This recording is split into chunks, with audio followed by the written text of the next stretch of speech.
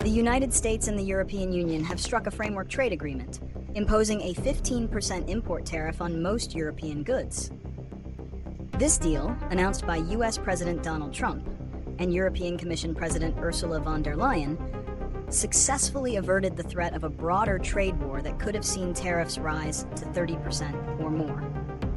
While the 15% tariff is a significant increase from previous rates, which averaged around 1.2%, it is considerably lower than the escalation that was set to take effect. The agreement aims to bring stability and predictability to transatlantic trade, which accounts for nearly a third of global commerce. Key aspects of the deal include a 15% tariff on a broad range of EU goods entering the US, including cars, computer chips, and pharmaceuticals.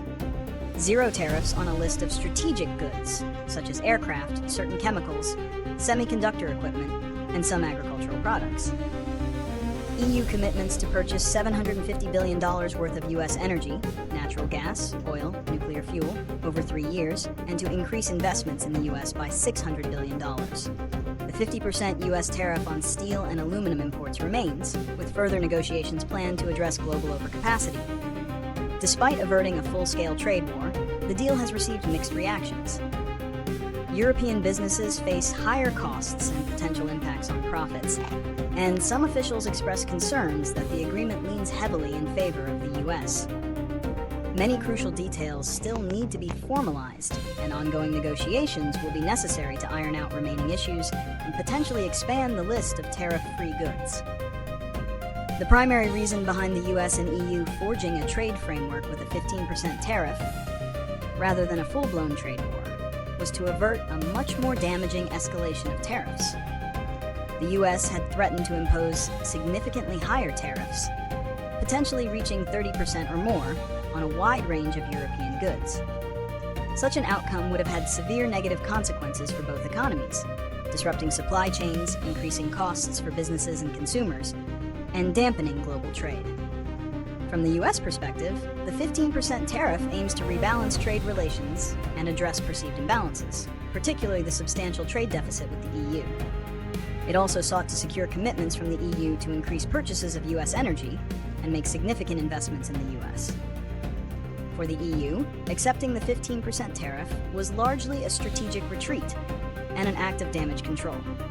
While undesirable, it offered a degree of stability and predictability compared to the looming threat of even higher tariffs. It allowed European businesses to avoid a worst-case scenario and retain crucial market access to the US, their largest export market. The deal also includes zero tariffs on certain strategic goods, protecting key sectors. In essence, both sides made a compromise to avoid a mutually destructive trade conflict, prioritizing a less severe, albeit still impactful, tariff regime over a spiraling trade war. The 15% tariff framework between the US and EU carries several key consequences for both sides. For the EU, increased costs and reduced competitiveness. European businesses exporting goods to the US will face higher costs due to the 15% tariff, which will likely translate to either higher prices for American consumers or reduced profit margins for European companies. This directly impacts their competitiveness against US produced goods or imports from countries with more favorable trade terms. Strategic retreat and damage control.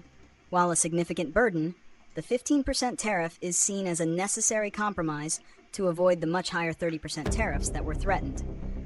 This averted a full-scale trade war that would have been far more economically damaging.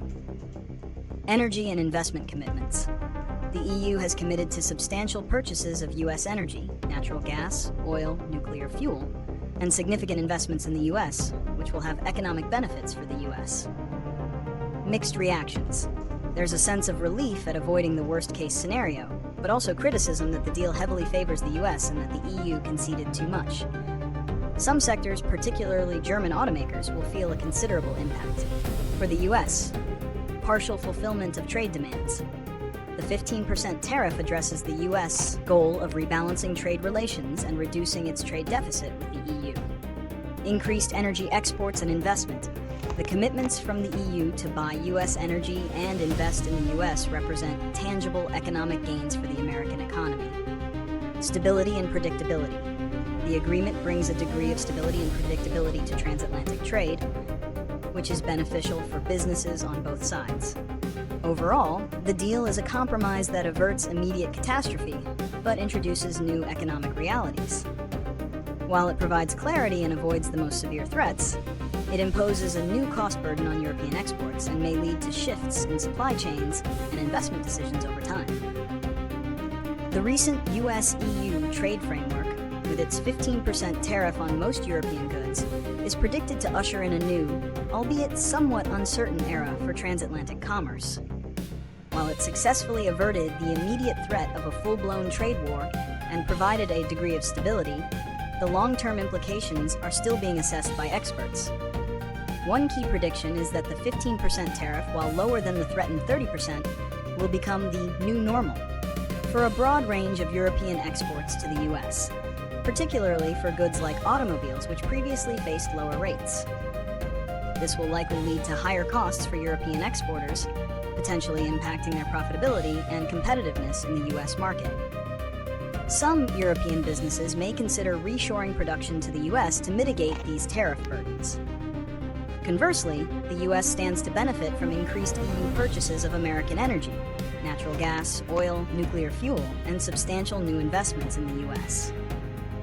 These commitments are seen as significant wins for the American economy, potentially boosting energy security and job creation. However, the deal is not without its critics. Some European officials feel the EU punched below its weight and that the agreement leans heavily in favor of the US. Furthermore, while the framework provides some clarity, many details remain to be finalized, particularly regarding steel and aluminum tariffs, which are still at 50%, but are expected to transition to a quota system. The ongoing nature of these negotiations means that there is still some uncertainty for businesses. In essence, predictions suggest a landscape of increased costs for some European sectors, but also significant new opportunities for US energy and investment, all within a more predictable, if more expensive, transatlantic trade environment than a full-scale trade war would have created.